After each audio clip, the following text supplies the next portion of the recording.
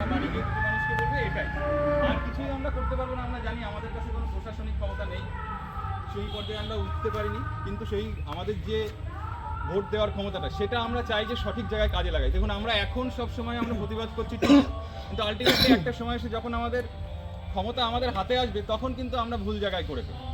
এটা আমাদের মেনে চলতে হবে। আমরা সব দিক বিচার করব, কোনো রাজনৈতিক দলের প্রচার বা বিরোধী আমরা তো করি না, বা আমাদের কোনো সাপোর্টও তারা করে না যে আমাদের কোনো স্বার্থ আছে। কিন্তু আমরা চাই যে একটা সামাজিকভাবে গড়ে এই যে আমাদের সঙ্গে রাইডার যায় এদের আমাদের সবসময় আগলে আগলে রাখতে হয় যে তোরা এই সাইডে চলে যাস না, পিছনে পড়ে যাস না, এই ভাবনাটা থাকবে কেন? আমরা যখন আগে চলে যাই একজন পিছনে পড়ে যাই, ও হারিয়ে যায়, বিশাল হারিয়ে যায়, গ্রুপে মেসেজ করে যায় আমরা হারিয়ে গেছি প্রোডাক্ট, কিন্তু ওদের হলে আমাদের দৌড়াতে হয় কেন? কারণ আমাদের মনে একটা সন্দেহ আছে মেয়েগুলো একা রয়েছে। সেই জায়গা থেকে আমরা আশা করি বেরিয়ে আসতে পারবো। আমাদের পশ্চিমবঙ্গ এমনও খুব একটা খারাপ জায়গা নয়, বা এমনও খারাপ জায়গা নয় যেটাকে তালিবানের সঙ্গে আলোচনা করতে হবে, কিন্তু আলটিমেটলি আমরা সেই জায়গাতেই যাচ্ছি। আমাদের সেটার থেকে রুখতে হবে। আর আমরা যুব সমাজ আমরাই বড় হয়ে আগের দিনে এই সমস্ত জায়গায় করবো। আমরা যদি ফিরে আসি, তুমি ভাবো যে এই সমস্ত ডাক্তাররা যারা পরিষেবা দিচ্ছে তাদের হাতেই আমাদের পড়তে হবে।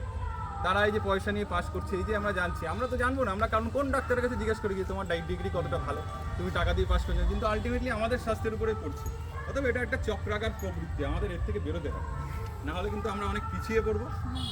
আর সবাইকে অনেকবার ধন্যবাদ আমাদের এই ছোট সময়ের জন্য আসার জন্য। একটা হাততালি সবাই মিলে, হাততালি দেওয়া উচিত যে এই এফোর্টে সবাই অংশগ্রহণ করেছে, খুব ভালো লাগলো। অফিস থেকে এসছে, কেউ কাজ ছেড়ে এসছে, কেউ দূর থেকে এসছে, কিন্তু এসছে এক ডাকেই এসছে, কাউকে কিন্তু বলতে হয়নি। বরঞ্চ রাইডে যেতে গেলে মানুষকে বেশি বলতে হয়, এক্স্যাক্টলি যে যাবি ঘোরা। এবার কিন্তু এত একটা শর্ট নোটিশে এতগুলোকে আমরা একই জায়গায় ইনভলভ করতে পেরেছি, এটা তার জন্য সবার জন্য একটা নিজের জন্য হাততালি।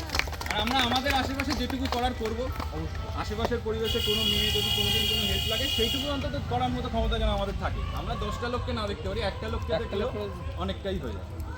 ঠিক আছে, সবাই ভালো থেকো, সবাই নিজের খেয়াল রেখো। আসার জন্য সবাইকে ধন্যবাদ। এবার আস্তে আস্তে সবাই সাবধানে বাড়ি চলে যাও, আর যারা দূরে একটু জানিয়ে দিও বাড়ি গিয়ে। ঠিক আছে, চলো, অসুবিধা ঠিক আছে, ওকে চলো, থ্যাংক ইউ। সবথেকে বড় মানুষটাকে তো আগে দিবি, কিন্তু তুমি খাবে না তো।